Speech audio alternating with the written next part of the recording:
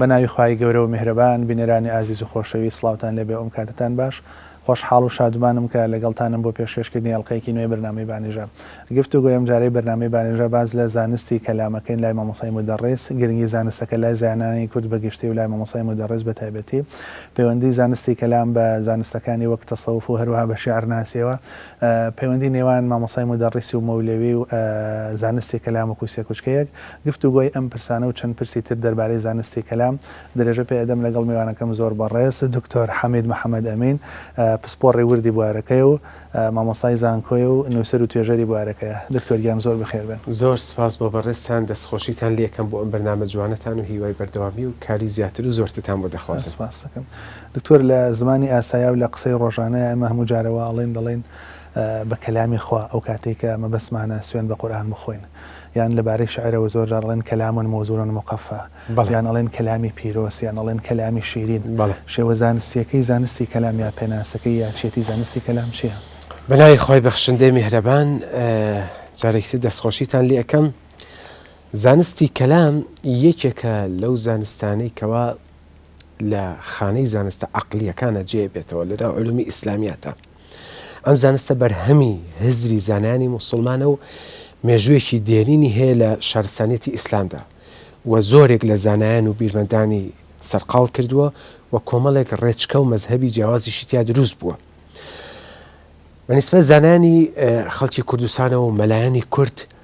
بەوە ناسراون زیاتر ئێحتیمامیان داوە بە زانستە عەقلیەکان کەمتر کاریان لەسەر زانستە نەقلیەکان کردووە. دەستێکی باڵان هەیە لەو زانستانەی کە لە خانەی عەقلیاتە جیانە بێتەوە لەسەر و هەمووشیان و زانستی کەلام هەروەها زانستی مەنتیق علومی ئالە بەگشتی وەکو نەحو و سەرف و بەلاغە و عەڕووز و شعرزانی و ئەدەبیات و ئالەم جۆرە زانستانی ئاداب البەحثی والمناظرە و فەلسەفە و حیکمە و ئەمانە لەم بوارانەیە زانایانی کورد مەلایانی کورد قەدیمیان حتمەن مەبەسمە دەستێکی باڵایان تیا بوو لە علومە نەقلیەکانە وەکوتمان کەمتر وەکو پێویست پێشکەوتوون. لێرە ئەگە قسەکە تایبەت کەمە زانستی کەلامەوە ئاوڕێک بینەوە لە مێژووی کورد کۆمەڵێک کەساتی ناوداری زۆر ئەبینین سەیفەدینی ئامەدی مەلا خەلیلی ئیسعەردی عەبدولقادری مهاجری سنەیی مەولەوی تاوەگۆزی شێخ معروفی نۆدێ سەید ئەحمەد فائیزی بەرزنجی و چەندەهای تر ئەمانە بەرهەمێک و خەرمانێکی ئجگار زۆریان بەجێ هێشتووە لەم زانستەیە کە پێوتێ زانستی کەلام و سوارچاکێکی ماندوونەناسی ئەم بوارش عەلامەی زەمان و کۆتا محەقیقی مەلای کورد عەلامەی گەورە مەلا عەبدولکەریمی مدەڕیسە کە لەم بوارەیە دەستێکی باڵای هەبووە. عەلامەی مدەڕیس خۆی گەورە دوو شتی پێبەخشیوە یەکەم عیلمێکی زۆر دووەم تەمەنێکی زۆر. تەواوی ئەم تەمەنە و هەموو ئەو عیلمەی خستوەتە خزمەتی موسڵمانانەوە لە بە دوو شێوازی ڕئیسی یەکەم بە نووسین دووەم بە تەدریس. لەبەر تەدریسە زۆرەکەی پێی وتراوە مدەڕیس ئەم لەقەبەی وەرگرتووە ئیناوە لەقەبی عائیلەی نییە ینی پێش ئەو خانەوادەی و لەقەبەیان نەبووە خودی خۆی ئەو لەقەبەی بەدی هێناوە. دووهەم نووسراوەکانیشی ئیتر وەکو ڕۆژی پرشنگ داروان و کەوا بەناو ئاسمانی کوردستان و تەواوی جیهانی ئیسلامیە تیشک ئەدەنەوە و خاص و عام هەموو کەسێک ناوی مدەڕیسی لە ڕێگەی نووسراوەکانیەوە بیستووە و ئەیناسی. دەستان خۆش بێ کاک دکتۆر وشەی کەلام لە چیەوە هاتووە یان بۆچی ناویان ناوە زانستی کەلام و بنەماکانی چین چۆن ئەم زانستە بناسیینەوە مەسەلەن چۆن جایکێنەوەی لە فەلسەفەیە لە لەو ڕەوان بێژی هەین چۆن بزانین بنەماکانی ئەم زانستە چین ئەگەر مەسەن لە کتێبەکە کە بەرچاومانەکەوێ یان چۆن دەناسرێتەوە بۆ بینەری ئەم ئەگەر باسی زانستی کەلام یا بە ئینگلیزەکە پێوتێ ثیۆلۆجی بە کوردی ناوێکی بۆ دانەنراوە هەر عیلم الکەلام ئەرتەوە زانستی کەلام وشە عەرەبیەکە وەکو خۆی وەرگیراوەتەوە. سەرەتا ئەگەر پێناسەیەکی بۆ بکەین ئەم زانستە ئەتوانین بڵێن لە دوو سەرچاوی سەرەکیەوە یەکەم لە هەناوی حەزارەتی ئیسلامیەوە دەرچووە دووەم لە بۆ بەرپەرستانەوەی فەلسەفەی یۆنانی هێنراوەتە کایەوە. ئەگەر پێناسەیەکی بۆ بکەین کۆمەڵە پێناسە من لەم توێژینەوەیە باسم کردووە بەڵام ئەو پێناسەی کە عەلامی مدەڕیس هێناوێتی بۆ زانستی کەلام لە کۆمەڵێ لە کتێبەکانیە پێم خۆشە ئەو پێناسەیان زیاتر لەسەری بۆسم دەفەرمێت الكلام العلم بما صار معتقدا عن أدلة عقلية قطعية توجب اليقين. زانستی کەلام دەفەرمێ زانینی ئەو بابەتانەیە کەوا بیر و باوەڕ و عقائیدن، یعنی بابەتی فقه و عیبادات بەر ئەم زانستە ناکەوێت و ئەم زانینە ئەبێ لە ڕێگەی بەڵگەی عقلیەوە بێت، بە عقل ئیستیدلالی بۆ بکەیت و ئەبێ بەڵگەکانیش قەتعی بن، یعنی یەکلاییکەرەوە بن و قەنەعەتی تەواو توجب اليقین، قەنەعەتی تەواو بۆ خاوەنەکەی دروستکەن، یعنی بەڵگەی زەنی لە زانستی کەلامە وەرناگیرێ و ئەبێ بەڵگەکە عقلی بێ و قەتعیش بێت. بۆیە ئەم زانستە پێشینەیەکی پێویستە کە ئەگەر ئەم پێشینێت نەبێ ناتوانانی لەگە ئەم زانستیە بە هیچ شێوازێک تێکەڵی دروستکەی کە علمی منطقە. زانستی منطق یان لۆجیک کە ئەمە لە حەزارەتی لە فەلسفەی یۆنانی و داخلی شارستانەتی ئیسلام بووە، ئەم زانستە شێوازی دروستکردنی بەڵگەی یەقینی و زەنی، ینی قەنەعەتی تاوا دروستکە یا گوماناویە، ئەم دوو جۆرە بەڵگانە جێ ئەکاتەوە. ڕێخستنی قیاسێک کە ئەو قیاسە غەڵەتی تیانە بێت و نەتیجەیەکی ڕاست بیا بەدەستەوە، ئەمە هەمووی لە زانستی منطقایە، لە زانستی کەلامانیە. بەڵام کەلام ئیش لەسەر ئەوە ئەکا کە منطق ڕێکی خستووە، یعنی وەکو کەرەستەیەکە ئەو بەکاری ئێنێ، بۆیە پێویستە سەرەتای منطق تەرتیب کرێ ئەم پاشانە بێتە سەر زانستی کەلام. دکتۆر بۆ پەیوەند لەگەڵ فەلسفەیە ئەوم بۆ گرنگ بوو کە باسی کرد وەک جۆرێک لە بەرپرسانەوە بوو بۆ فەلسفەی یۆنانی. باشە هەردووکیان هێزەکە لە عەقڵەوە وەرناگرن، هەردووکیان باوەڕێن بە ئەرگۆمێن نییە بۆچی کەلام وەکو جۆرێک لە وەڵامدانەوە دروستە بێ بۆ فەلسفە. کاتێک کە لە سەرەتای خلافەتی عەباسیە بە تایبەتیش لە سەردەمی مەئمون کە یەکێک بە لە خەلیفەکان و معتەزیلەش بووە، بەشێکی زۆر لە کتێبە یۆنانیەکان تەرجەمەی زمانی عەرەبی ئەکرێ و مؤسسەی بۆ ڕێک ئەخرێ و خەڵاتی گەورە و پارە و داهاتێکی زۆری بۆ تەرخان ئەکرێت. لەم وەختەیە فەلسفەی یۆنانی بە تەواوەتی بڵاو ئەبێتەوە بەناو جیهانی ئیسلامە، عەقلی مسلمانان بە تەواوەتی مەشغوڵ ئەکات و حتا مەترسی هەبوو لەسەر ئەوەی کەوە ئەم فەلسفەیە جۆرێک لە تۆغیان بەسەر دینی پیرۆزی ئیسلامە بکات، چونکە خۆمان ئەزانین کە ئێمە حەزارەتی یۆنانیش هەموو شتێکی لەگەڵ ئیسلامە ڕێناکەوێ، بەرهەمی هەیە زۆر زۆر عەقلی و جوانە و سوودبەخشە، هەندێشتیشی هەیە کە پێچەوانەی یاساکانی ئیسلامە. لێرەیە زانانی مسلمان پێویستیان بەوە هەبوو زانستێ بەرهەم بێنن بە زمانێکی فەلسەفی وەڵامی ئەو شتانە بێتەوە کە لەگەڵ ئیسلامە ناگونجێ. بەنمونە کەسێک قسەت لەگەڵ ئاکات ئەڵێ بۆم سلمێنەکە خوا هەیە یەک دانەیە دوو خوا نییە، یعنی وەحدانیەتی خوان بۆ بسلمێن، تۆ ئەتوانی پێی بڵێ ئەوەنی خوا ئەفەرمێ قل هو الله ئەحەد، ئەو وەڵامە بۆ ئەو پرسیارە بەدڵنیاییەوە کە نەخێر، چونکە ئەو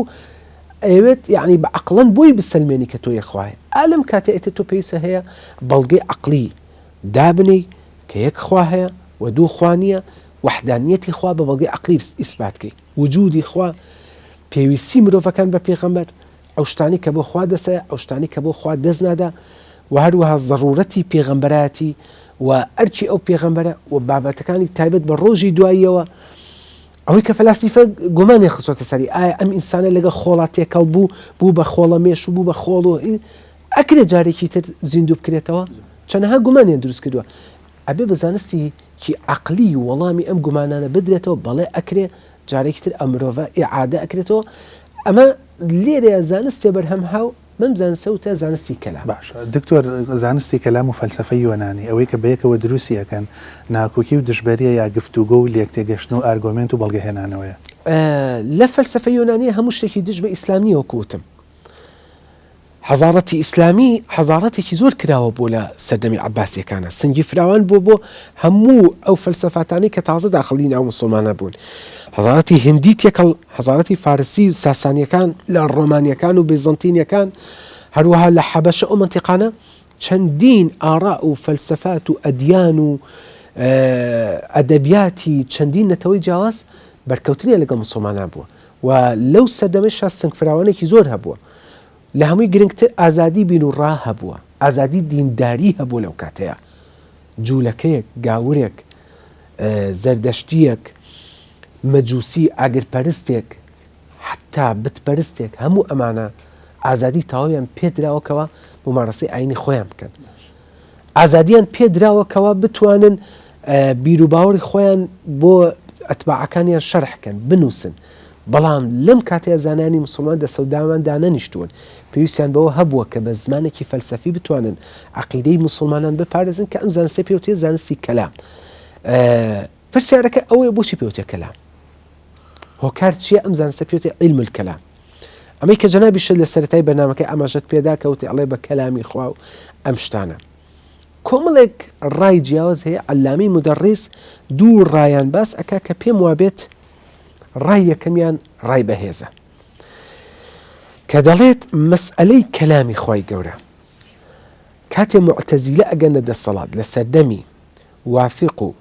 معتەسەم و مەئمون ئەم سێ خەلیفەی عەباسی ئەبن بە معتەزیلە و معتەزیلە ئەگەنە دەسەڵاتی سیاسی وەرئەگرن لەو سەردەمەیە ئەم بابەتە ئیسارە ئەکەن و کێشەیەکی گەورە لەناو مسلمانە دروست ئەبێ و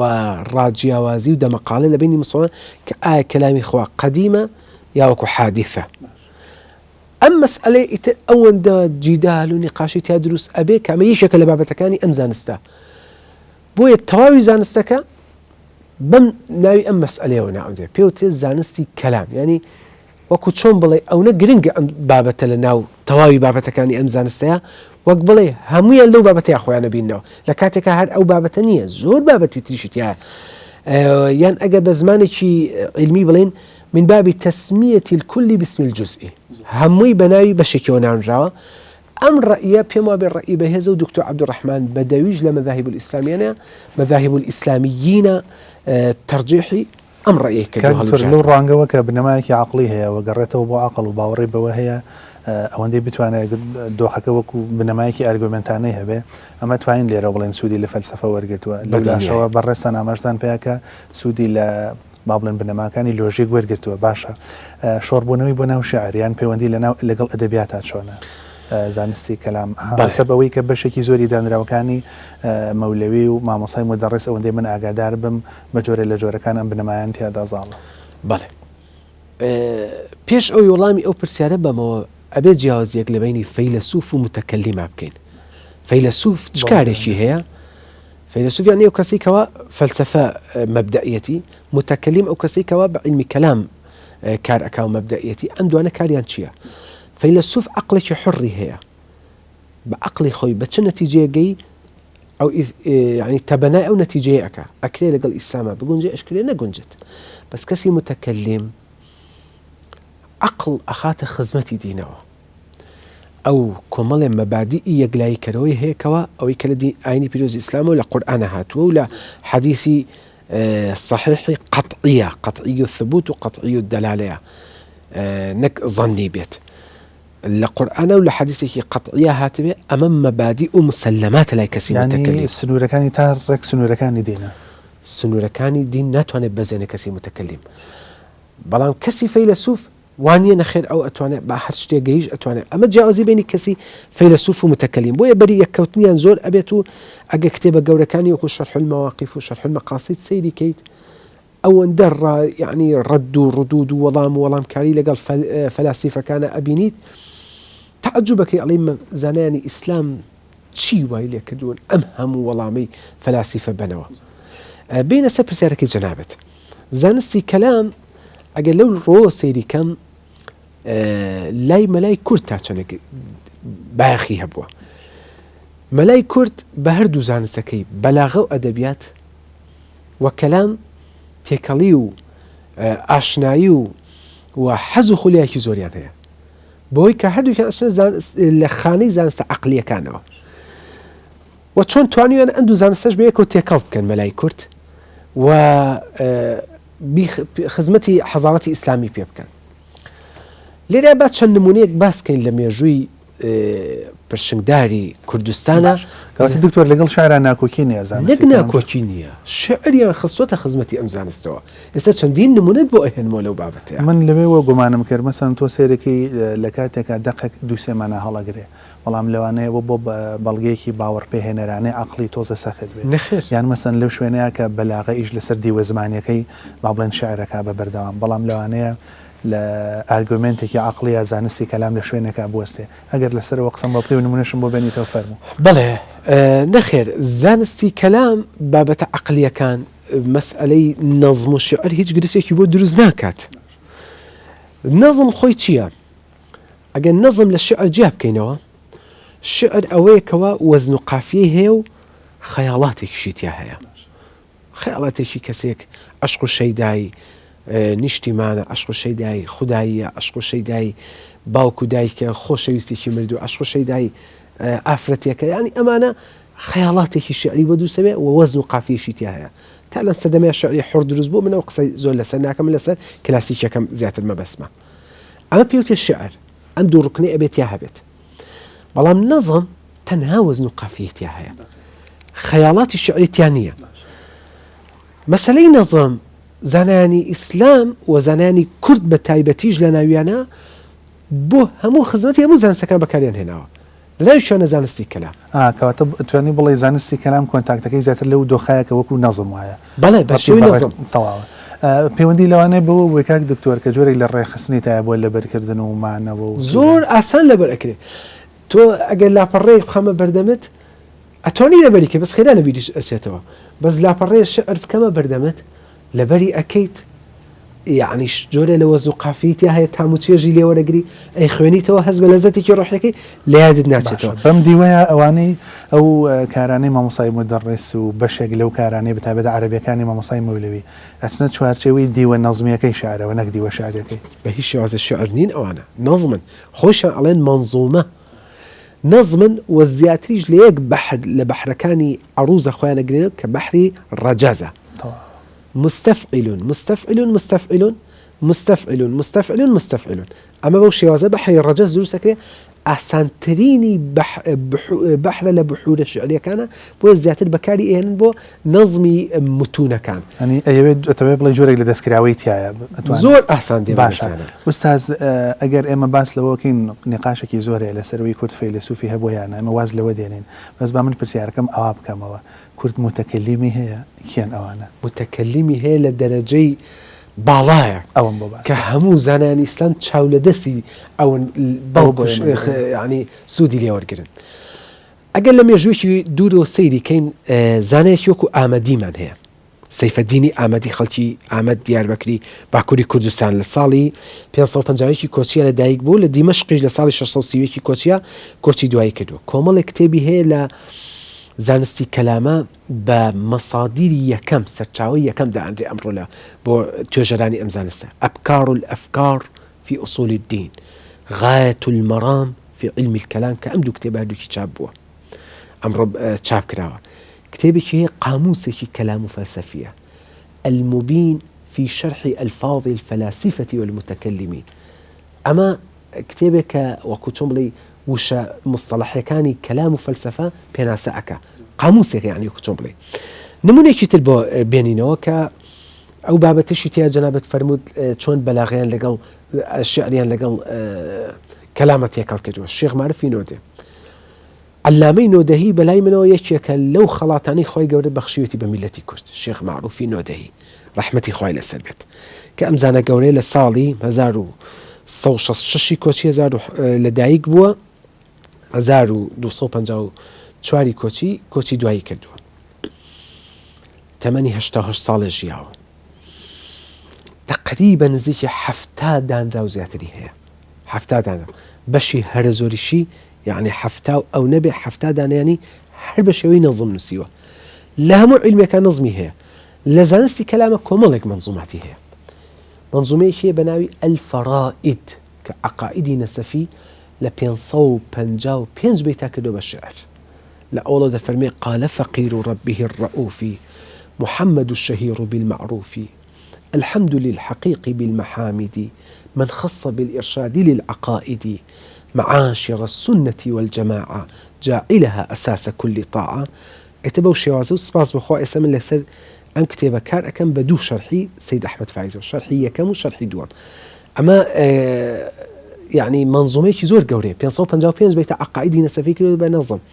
ومنظومه كتير شيء بناوي اشرف المقاصد منظومه كتير بناوي الدرة الفريدة حفتها حو بيت منظومه كورتا كأوا زوتر بتشابن جاندو صالي 2020 لقى شرحي سيد احمد فايزة يعني چیتر معنی دکتور جگل الشيخ نمونه تربيين وغير الشيخ معروف الندي مولانا خالد نقشبندي دوو کتێبی گەورەی هەیە لە زانستی کەلامە کە هەردووکیشان لە سەردەمی عوسمانیەکانەوە چاپ کراون، ئێستش تا ئەم دەقێش چەند جار چاپ کراونەتەوە. العقد الجوهري في الفرق بين كسبي الماتريدي والأشعري بابتي قضاء وقدر خلق أفعال عباد كسب أمانة يشك لبابة قرص كان زانستي كلام مولانا بنظمك عفو نظمنا عفو ببولا بنثرك بالرساليك رسالك زور قورنية بلام زور بتوكيش نية يعني تقريبا 15 لاپەڕەیەکە بێ ئەم بابەتەی شیکردنەوەیەکی قوڵی بۆ کردووە و زۆر مەسئلەی قورسی تایەک لای کردوێتەوە. لەبەر گرنگی ئەو بابەتە مەولەوی تاوەگۆزی تەواوی ڕیسالەکەی مەولانا خالدی کردووە بە نەظم لە ئەلفەضیلەیە لەویە بەم شێوازە مەولەوی دەفەرمێ کە دەست ئەکا بە مەوزوعی قەزا و قەدەر دەفەرمێ هیچی قسەی خۆم نییە هەمووی ڕیسالەکەی مەولانایە لێرەیەک ئیکەم بە نەظم من الذي أفادنا أولانا قائدنا قدوتنا مولانا فقدس الله تعالى سره صب علينا فيضه وبره اتتاكو تاي أو فصلة همي رسالة كي مولانا دكتور جانم تقريبا بركولة كي باش بالنسبة لبرنامجك بعدين نسر ما مصاي مدرس أو بيجو جرينجي بريزيان يعني بيوندي أو لقل زانستي كلامه دس وبنجنرم كردني إيش كاني أوي كوتد زانياني دروي كرت قراونة توبو أو زانا قوراني كرت كالزانستي كلامه إيشان كردو أول باري ما مصاي مدرسة وشونا والله مي برسياركم ورقرم تا دوای ناوبڕێکی کورت و دەست پێەکەینەوە دەستە خۆشەویستانم دوای ناوبڕێکی کورت دەگەڕێم وڵاتە.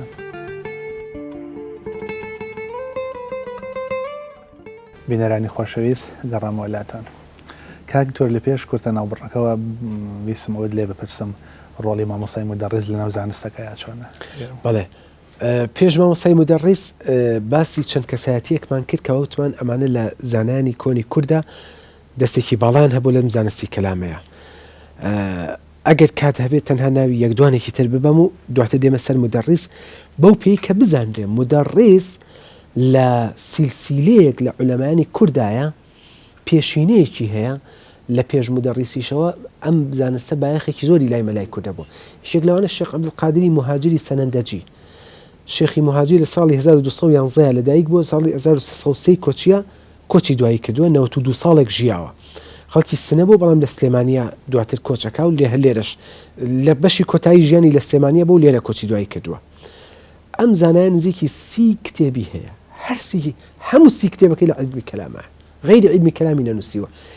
یەکێک لە کتێبەکانی کە ناوی تەقریب المەرام شەرحی تهذیب الکەلامە لە زۆربەی وڵاتانی ئیسلامی منهەجە لە ئاخر مادەی ئەخوێنرێ یەکێک لەو شوێنانە لە ئەزهەر من بۆ خۆم کە لە مصر بووم ئەو کاتە مامۆستایەک لە ئەزهەر وتی ئەو کتێبم بەدەرزووتەوە ئەمە گرنگە بەنسبەت میلەتی کوردەوە نەمزان و کتێبەکەش لەوێ چاپ کراوە و مامۆسای مەولەویش بووە گومانیش ئەبەم مەولەوی ڕۆحی کەلامی زیاتر لەم شێخ عەبدولقادری مهاجرەوە وەرگرت بێ لە سنە و لە شعرێکیشان مەدحی کتێبەکانی ئەکات باسی ئەوەکە کە کتێبەکانی لە ئاستێکی باڵای زانستیایە مەولەوی دەفەرمێت پارچەی تەئلیفات شێخ مهاجر گرانن نیەن مشتری و تاجر. کێکترمانە دکتۆر لەو مەسافەیە تا دەگەێت سەر مامۆسای دوای شێخی مهاجر هەر لە هاو عەسری مامۆسای مدەڕیس مەلا باقری بالک مامۆستا مەلا باقری بالک لە ساڵی سەرەتای حەفتەکانە کۆچی دوایی کردووە کتێبێکی زۆر بە باڵای هەیە لە زانستی کەلامە الألطاف الإلهية کە بەڕاستی کتێبێکە فەلسەفە و کەلام و تەسەووف و ئیشراق و ئەمانەی وا تێکەڵ کردووە لە لوتکەیە بەڕاستی مامۆسای مدەڕیسیش پێشەکێکی بۆ ئەم کتێبە نووسیوە. بەیدە سەر عەلامەی مدەڕیس. عەلامەی مدەڕیس بەوە مەشهورە کە نووسراوێکی زۆری هەیە 100 کتێبی هەیە 100 دانراوی هەیە ماشاءالله لەو تەمەنەیە کە قەراریشی نەگرتووە زۆر جار لە بیارە و سلێمانی و کەرکووک و بەغداد و ئەم هەموو دەرزوتنەوەیە و ئەم هەموو وەڵامی پرسیارەت چۆن خوای گەورە تەوفیقیاوە توانیوێتی ئەم هەموو نووسینە بنووسی کە ئەمە یعنی بەرەکەتێک بەخوا خزوێتی ئەو کات و تەمەن و وەقت و عیلمیەوە خزمەتە زۆری پێکراوە. پێم خۆشە لەم بەرنامەی جەنابتە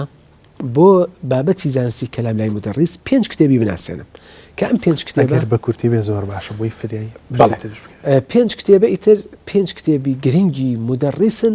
لە زانستی کەلامە. یەکیشیان ئەم کتێبێک کە خۆم چاپم کردووە و خزمەتم پێ کردووە و وەساخکردنەوەم بۆ کردووە.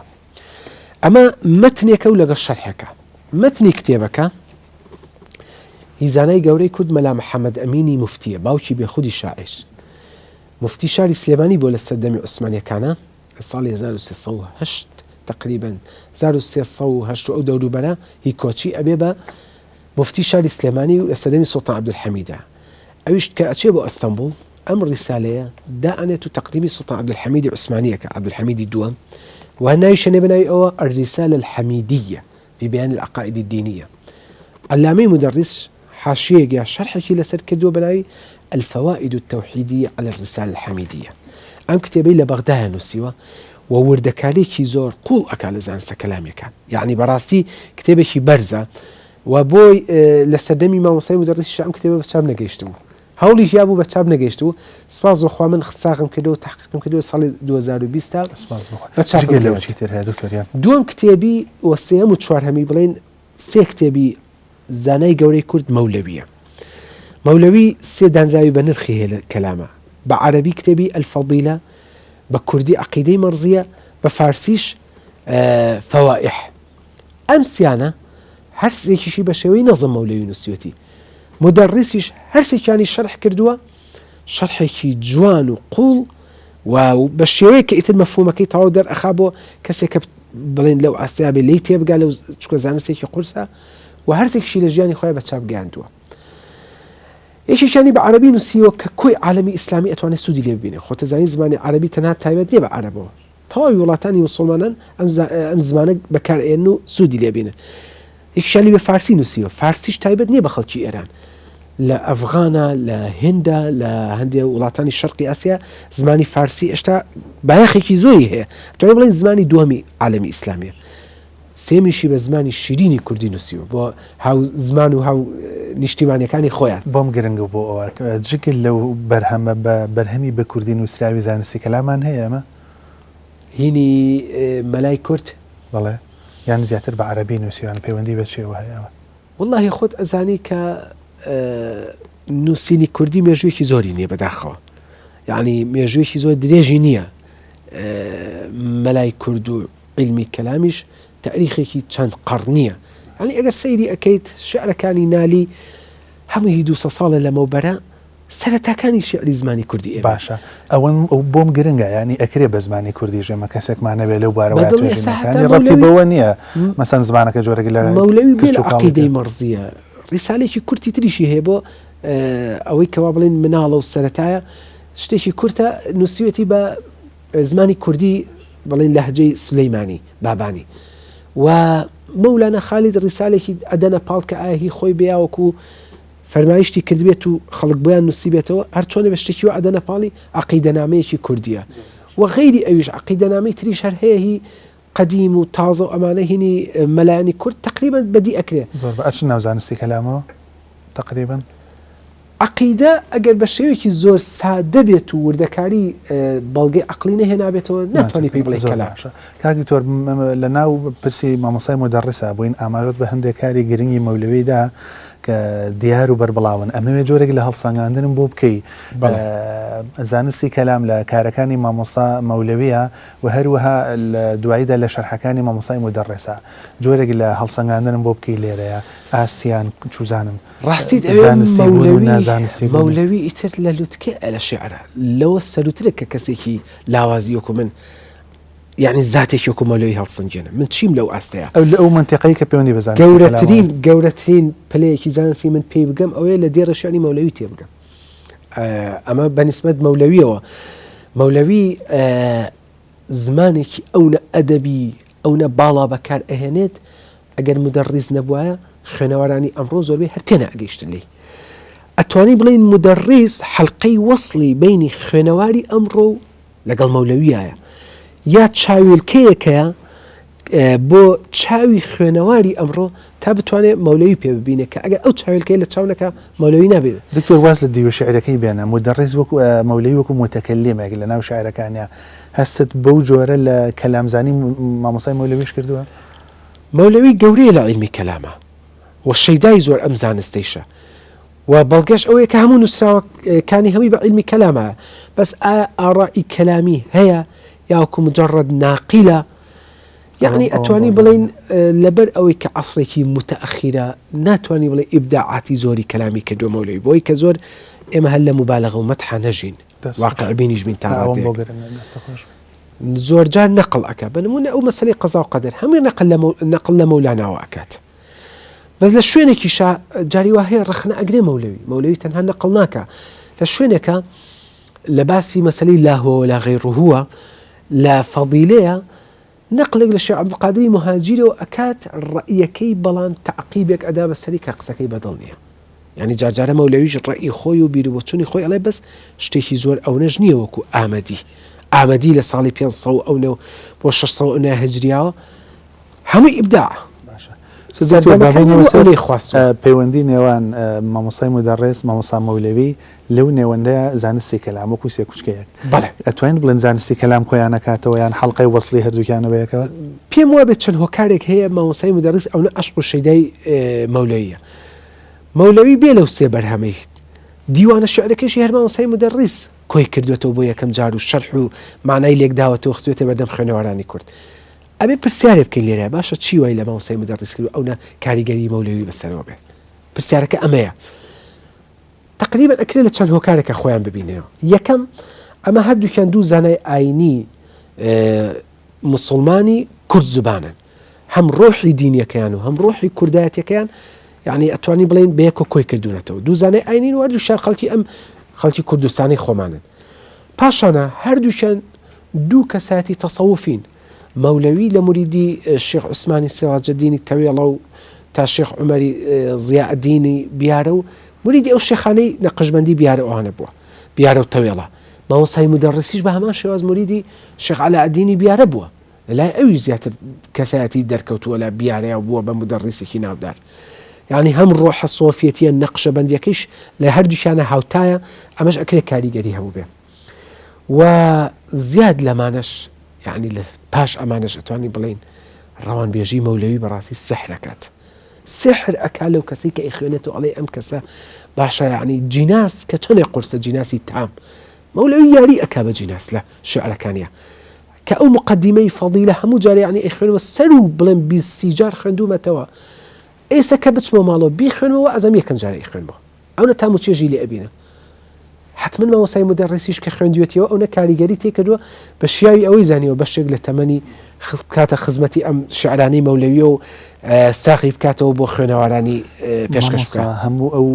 جیناس و ئیسیعارە و کینایانەی کە لە شعرەکانیا کردوێتی ئەوەی کە لە ناو چوارچێوەی دیوانەکەیەتی هەموو وەشی لە دۆخە عەرەبیەکەیە کردووە زمانە عەرەبیەکە من زیاتر لە عەرەبیەکەیە باس ئەەکەم چونکە من بەو بوارە کارم خزمەتم هەیە لە کوردیەکەی لەوانەیە کوردیزانێک زیاتر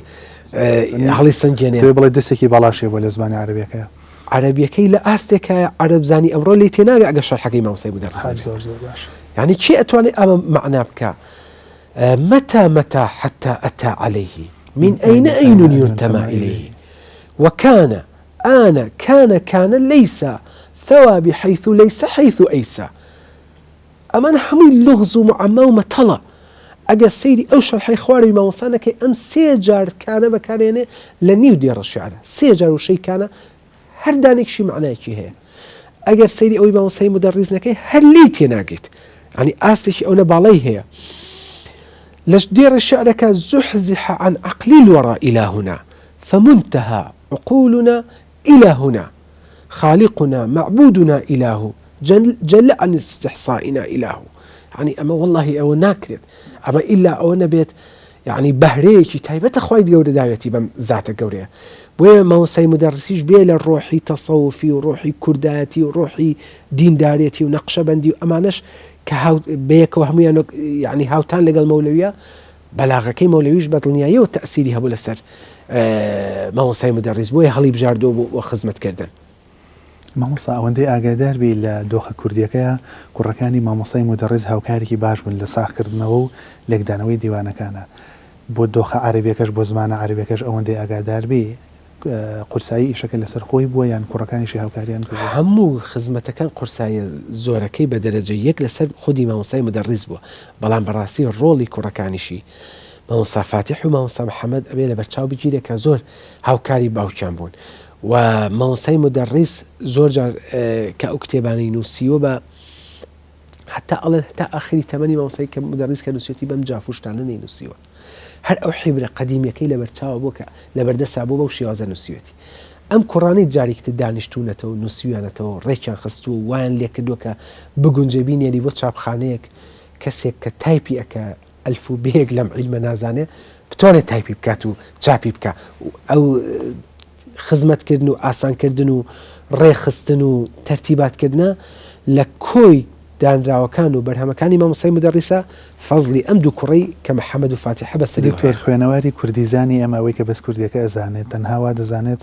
مامۆستای مدەڕیس حەڵقەی وەصلی نێوان تێکستەکانی مەولەوی و با بڵێن نالی و شاعرانی کلاسیکمان بووە ئێستا ئەمەوێ بە وەڵامێکی کوردەوەمان بۆ ڕوونکەیتەوە لەم بەرنامەیە هاوکات مامۆستای مدەڕیس حەڵقەی وەصلی نێوان تێکستە عەرەبیەکانی شاعران بە تایبەتی مەولەوی بوو بۆ با بڵێن بۆ جۆرێک لە شەرح یان جۆرێک لە تەفسیر ئەم عەقیدەی مەرزیەیە ئەگەر مامۆستای مدەڕیس شەرحی نەکردایە من دڵنیات دەکەم تێگەشتن لە ئاسان نەبوو یعنی هەندێک شوێنی هەیە خوێنەواری ئەوڕۆ لێ تێناگری من ماجستێر و دکتۆرام لەم زانستەیە هەیە و لە حوجرەیە خوێندومە ئەو نەیتوانیمە تەلەبێکی بچکۆلە توانیمە شتێکی کەم کۆ بکەمەوە یعنی ئەو شەرحی مامۆستای مدەڕیس نەبێ هەر هیچی لێ تێناگەی لەم دەقەی مەولەوی فەزلی مامۆستای مدەڕیس بەسەر خوێنەواری کوردی ئەمڕۆوە و خوێنەوارانی عمومی جیهانی ئیسلامیە چکە کتێبە عەرەبیەکەی وەک عەرزم کردی بە عالەمی ئیسلامیە بڵاوبەتەوە زۆر زۆر واضح و ڕوون و ئاشکرایە عەلامەی مدەڕیس هەم عەشق و شەیدای بۆ ئەم زانستی عیلمی کەلامەوە هەم عەشق و شەیدای بۆ مەولەوی وای لێ کردووە بە ڕۆحێکی زۆر قوڵەوە ئێستا شەرحی ئەم کتێبانی کردووە بنمونە أو الوسيلة في شرح الفضيلة بيش أو يدسك بهر شرحي هر بابتك بنمونا باسي كلامي خوي جوراك هرشي مذاهب هي هرهم يرون أكاتوا تمهيدك دانت باشانا دواء أو يتسر شرح كدني أبياتك كاني مولوي دكتور أجر بكورتي والله أوم بيته ومن لسرتاي برنامج كما وباسمع لوكر أو جوري لجوما أو جوري لجومان كفلسفة دروسية كابا نسبة دينه زانستي كلامي أو جمان أنا برا بيناتوا هول دابرانده متكلماني كرت بد هايبد مع مصاي مدرس رولي للروانوي أو جمان يعني تواني بيتي جوري لا بربس أجر ناوك من برسك الراس بي أو بلام تواني بيتي جدستي خوي لو يابنا بدلني أيوة مامۆستای مدەڕیس لەو کتێبانیە کە دەست پێ ئەکات مەسەلەن یەکەم شت باسێکە باسی بەڵگەی بوونی خوا ئەکات مەگەر بەڵگەی بوونی خوا ئەمڕۆ گەورەترین کەسی مولحید کێشەی ئەوە ناباتە سەر ئایا خودایەک هەیە و ئەگەر هەست بە نەبوونی خوا بکات لە ناخیا و لە عەقڵیا و لە مێشکی خۆیان لە هەموو ئیلتیزاماتێکی ڕۆحی و لە هەموو ئیلتیزاماتی ئیخلاقی ناچێتە دەرەوە ئەو کەسێک کە هەست ببوونی خوای گەورە ئەکات و پێی وایە کەوا خوایەک هەیە چاودێر و ڕقیبێتی بەسەری کەسیش ئاگای لێ نەبێ دەستی تێی ناچێت کارێکی هەڵە بکات و زەرەر و خیانەت لە کەسێ بکات لەبەر ئەوەی کەواچی هەست ببوونی خواکە مامۆستای مدەڕیس ئەم هەموو بەڵگەیە لە سەرەتای هەموو کتێبێکی کەلامیەوە و هەروەها مەولەوی ئەمانە ئەیهێنەوە لەسەر بوونی خوا لەسەر وەحدانیەتی خوای گەورە لەسەر صفات لەسەر پێداویستی مرۆڤ بۆ پێغەمبەرایەتی چەند بەڵگە ئەهێنەوە کە مرۆڤ بە عەقڵ ناتوانێت بە تەنیا بگا بە زۆر نەتیجە بعقل ناتوانێ هەموو چاک و خراپێکی خۆی یەکلای کاتەوە ئەگەر پشتیوانی وەحی لەگەڵانە بێ عقل و وەحی هەردووکیان بەیەکەوە ئەتوانن مرۆڤ خۆشبەخت کەن نەک عقل بەتەنیا و وەحیش بەتەنیا ئەگەر ئینسان عقلی نەخاتە گەڕ زۆر جار کارەساتی لێ دروستە بێت وەکو ئەو کەسە زاهیریە نەسیەکان کەوە ئەبینیت زاهیرێکی حەدیثێک ئەبینێ ناڵێ ئەم حەدیثە بۆ چ کاتێ هاتووە بۆ چ سەردەمێ بۆ چ سیاقێک هاتووە بۆ هەموو سەردەبێ وەکو خۆی بەکاری ئێرێتەوە تووشی کارەسات ئەبێ لە بەکارهێنانی کاتی کەمم ماوە بۆ بەرنامەکە فریای کۆتا پرسیارەکەم باسمان لەوە کرد لە سەرەتای بەرنامەکەیە جۆرێک لە سەرسامی هەیە زانایانی دەرەوەی کورد بەو زانایانەی کورد کە لە ناو زانستی کەلامە با بڵێن دەست و پەنجیان نەرم کردو و کاریان کردوێتەوە و قوڵ و قاڵ بوونەتەوە تایە با پرسیارەکەم ئەوە بێگەر بتوانانی بە کورتی وەڵامم بیتەوە باسێک توێژینەوەیە کارێکی جددیان ئاڕای هەندێک لە زانایانی دەرەوە یان زانکۆکانی دەرەوە لەبارەی مامۆستای مدەڕیس و زانستی کەلامەوە شتێکی لەو جۆرە هەیە بەڵێ زۆریش مامۆستای مدەڕیس چەندەها ماجستێر و دکتۆرای لەسەر هاتووە تا ئەم دەقیقەیە لە زانکۆکانی بەغداد لە زانکۆکانی قاهیرە لە دیمەشق لە تاران لەمانە چەندەها ماجستێر چەندەها دکتۆرای لەسەر تا ئێستا هاتووە لەسەر لایەنی تەفسیری لەسەر لایەنی فقهی لەسەر لایەنی کەلامی لەسەر لایەنی لوغەوی یعنی تەماشاکە عەرەبێک بێت کار لەسەر لانی ڕەوانبێژی و قەواعیدی عەرەبیەکەی مامۆستای مدەڕیس کات. مەلایەکی کورت لەو دێهاتانەی مەریوان و هەورامانە فێری عەرەبی بوو بێت، عەرەبێکی حیجاز بێت خزمەت بە لانە ئەدەبیات و یعنی ڕەوانبێژیەکەی مامۆستای مدەڕیس کات. لە کۆی ئەو بوارانەی مامۆستای مدەڕیس کە بە عەرەبی نووسیوەتی و بڵاو بوونەتەوە سوودێکی زۆری هەبووە و بەناو عالەمی ئیسلامیە بڵاو بەتەوە. یعنی با چەند نمونەیەکی تریشت بۆ باس بکەم. مەجموعە ڕەسائیلێکی هەیە لە مەنطیق و لە فەلسەفەیە، کەلامنە مەنطیق و فەلسەفە، خۆی کۆی کردوونەتەوە بە چاپی گیانی مناوینەوە ڕەسائیل الرەحمە في المنطق والحکمە، نزیکی پێ6 ڕیسالەیەکە. ئەم کتێبە زۆر بڵاو بەتەوە بەناو زۆرێک لە عالەمی ئیسلامیە، لە هەندێک مەدرسەی دینیە لە وڵاتانی غیری کوردستانە بە دەرز ئەو ڕەسائیلانە ئەخوێنرێ. ئاخر ڕسالەیان لە مەقولەتی عەشەڕەیە کە من بە چای خۆم بینیم مەقولەتی عەشەڕەیەکێکە لە بابەتەکانی بواری فەلسەفە نەک کەلام، بابەتێکی فەلسەفیە. مامۆستایەکی عەرەبی غەیرە کورد لە مووسڵ لەوێ چووە تەحقیقی کرد و چاپی کردووە و ساغی کردێتەوە نسخەیەکی بە دیاری بۆ ناردم. یعنی ئەمە بەس بەرهەمی مامۆستای مدەڕیس تایبەت نەبوو بە خوێنەوارانی کوردەوە، بەڵکو کۆی زانایانی موسڵمانی جیهانی ئیسلامی سوودمەند بوون لە دەستەکان خۆش بێ کە دکتۆریان بابەتەکە و گەڵێن ئاوکێشە و زانستیە و بەڵام بە پێی کاتی بەرنامەکە بە هیوام توانی بێتمان بەرکوڵێکی باش بۆ بینەر و ویسەری خۆمان بگوازینەوە. من زۆر سپاس دەکەم، دەستە خۆش بێ و زۆر سپاس بۆ جەنابتان بۆ بەرنامە جوانەکەتان، هیوای کاری زۆرتر و ئیشی جوانتان بۆ دەخوازم، هەروەها دەستخۆشیش لە هەموو برادرانی پشتی کامێرە ئەەکەم و وە کەناڵی پێیام و هیوادارم ئیشەڵا بەردەوام من لە خزمەتی مسلمانان و خەڵکی کوردستان. گەورەی دوانت بینەرانی عزیز خۆشەویست، هاتمە کۆتایی ئەڵقەیەم جارێ بەرنامەی بانیژە کە باس کردن بوو دەربارەی گرنگی و پێگەی زانستی کەلام لای مامۆستای مدەڕیس بە میوانداری زۆر بەڕێز دکتۆر حەمید محەممەد ئەمین عەزیز. تا بەرنامەیەکی تر و کاتێکی تر تەندروست بن، بەخوای گەورەتان سپێرم.